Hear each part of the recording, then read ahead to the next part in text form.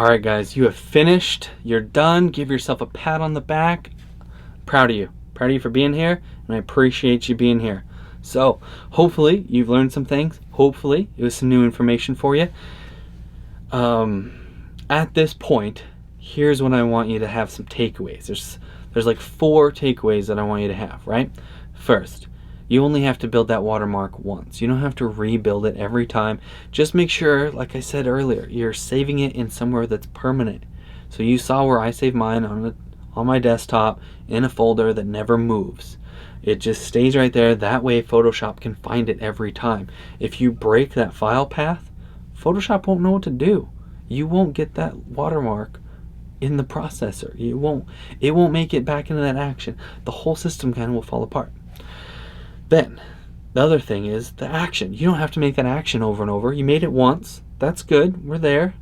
If you need to change your watermark, you can resave it as the same file name, and the action will just pick it up. It doesn't need to know. You don't have to redo it. If you want to have another action, just go through and you can rebuild it, and you can have different actions for different things. So you might have seen some of my other actions I've got in there. I've had other watermarks. I change it, like the one I'm using now is version 2, whatever. We just need to iterate and move forward. The next thing is the image processor. So we're using that image processor over and over and over and over. That's what I want you, that's the biggest takeaway that you need to take away from this course, is how to use that image processor.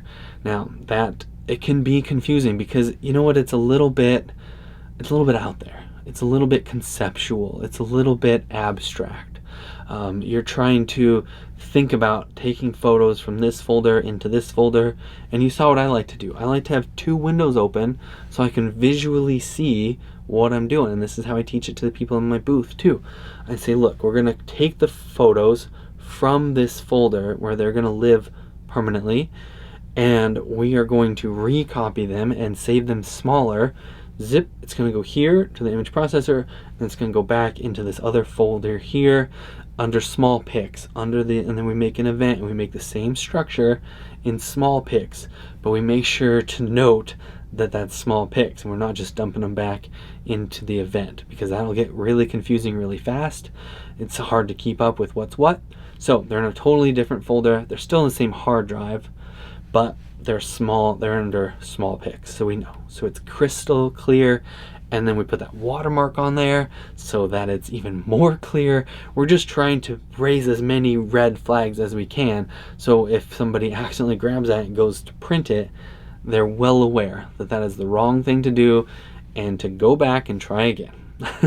It happens to me, it happens to all of us, right?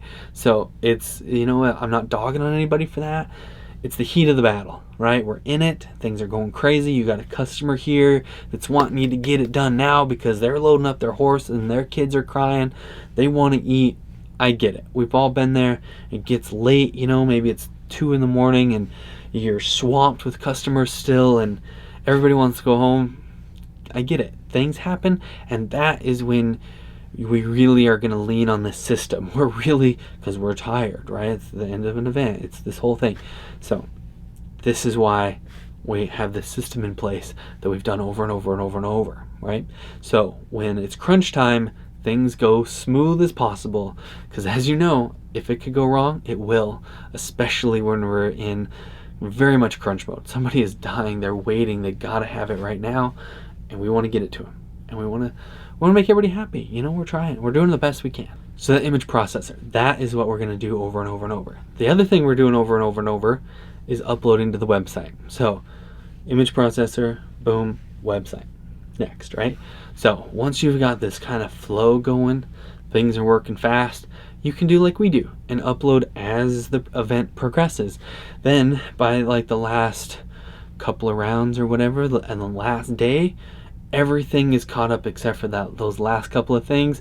And as those people go home, saddle up their horses, that sort of thing, usually they don't always stop by the booth. They're wanting to get out of there just as bad as everybody else. So a lot of times that's okay to let that group, maybe we'll do that after the booth kind of settles down. Great, no problem. It just kind of depends. Let your workflow be your workflow, but we want to keep things efficient and smooth and flowing and everybody stays happy. So that's it. I'm so glad that you made it through this course. Congratulations. Like I said, give yourself a big old pat on the back. You had to listen to me talk for a long time, and I try to make it fun, try to make it interesting. Let me know if there's anything I can improve, any questions you have, all of those things.